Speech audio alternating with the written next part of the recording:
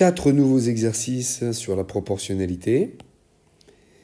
3 personnes se partagent 390 € en parts inversement proportionnelles à 2, 3 et 4. Calculer la plus grande part. Comment je vais écrire que c'est inversement proportionnel à 2, 3 et 4? Prenons les 3 personnes, A, B et C. Inversement proportionnel, ce sera donc 2A égale 3B égale 4C égale le coefficient de proportionnalité. Parce que c'est une proportion inverse. Maintenant, 2A égale K, ça permet d'écrire que A égale K sur 2, 3B égale K, B égale K sur 3, 4C égale K, C égale K sur 4. On nous demandait de calculer d'ailleurs la plus grande part, sachant pour un même K, divisé par 4, ce sera plus petit que divisé par 3, et K sur 2 sera donc la plus grande part. C'est le A qu'il faudra calculer. Bon, maintenant, on sait que ces 3 parts, A, B et C, ce sera au total 390, puisque c'est la somme qui est partagée entre ces 3 personnes. Donc, A plus B plus C égale 390. Je remplace A par K sur 2, B par K sur 3, C par K sur 4. Ça me donne ceci. Pour mettre au même dénominateur, ici, je vais multiplier par 6, ce sera 12.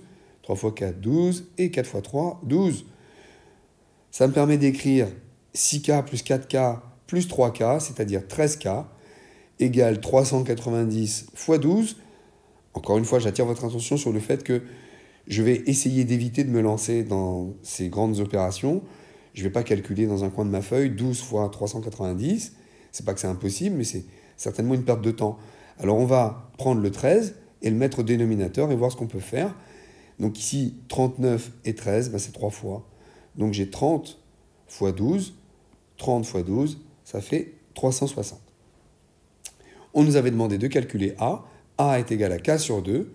K sur 2, c'est-à-dire 360 divisé par 2, égale 180. 4 ouvriers fabriquent une route en 10 jours. Combien de temps faudra-t-il à 5 ouvriers pour faire le même travail? On a donc des ouvriers qui fabriquent en un certain nombre de jours. Est-ce que c'est une proportion directe ou indirecte? Si j'ai plus d'ouvriers, est-ce qu'il me faudra plus de jours pour fabriquer cette même route? Non. Avec plus d'ouvriers, il me faudra moins de jours. Plus et moins, c'est donc une proportion inverse. Sachant ça, on va pouvoir placer 4 ouvriers qui fabriquent en 10 jours, 4 en 10 jours. Combien de temps pour 5 ouvriers? Le plus important, c'est qu'on a décelé ici que c'était une proportion inverse. Donc, au lieu de faire un produit en croix, on va faire un produit en ligne. Ça nous permet d'écrire que 5 fois J égale 4 fois 10. Et donc, ça nous permet de trouver J en divisant 4 fois 10 par 5. On simplifie ici et ici. Ça fait J égale 8. En 8 jours, les 5 ouvriers feront le même travail que 4 ouvriers en 10 jours. Ici, on a 8 ours qui mangent 32 lapins en 14 jours. Âme sensible, ça se tenir. Combien faut-il d'ours pour manger 16 lapins en 8 jours? Bon, on a donc des ours, des lapins et des jours.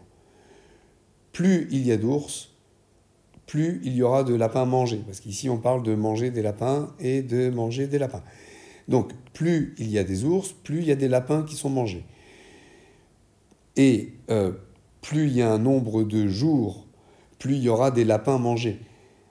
Plus il y a de lapins, plus ça représente de journées sur lesquelles c'est mangé.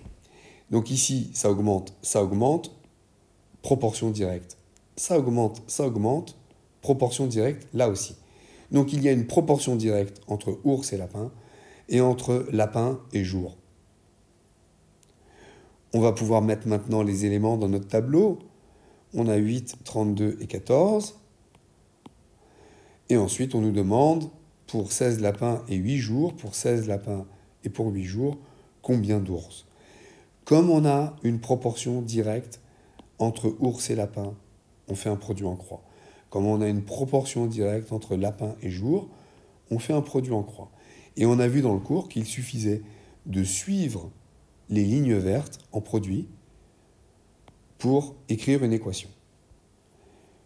Donc ici, on voit x fois 32 fois 8. est égal à 8 fois 16 fois 14.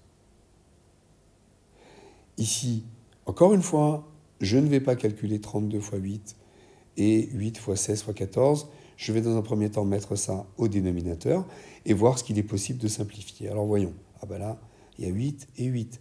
16, 2 fois 16, 32. 14 divisé par 2, ça fait 7. Voilà. 7 ours. Il faudra donc 7 ours pour manger 16 lapins en 8 jours. Pauvre lapin, pauvre petit lapin. Exercice 28. Dans un bateau, à 40 personnes, il y a 30 jours de ravitaillement. Ça sent le drame, là, hein, le radeau de la Méduse.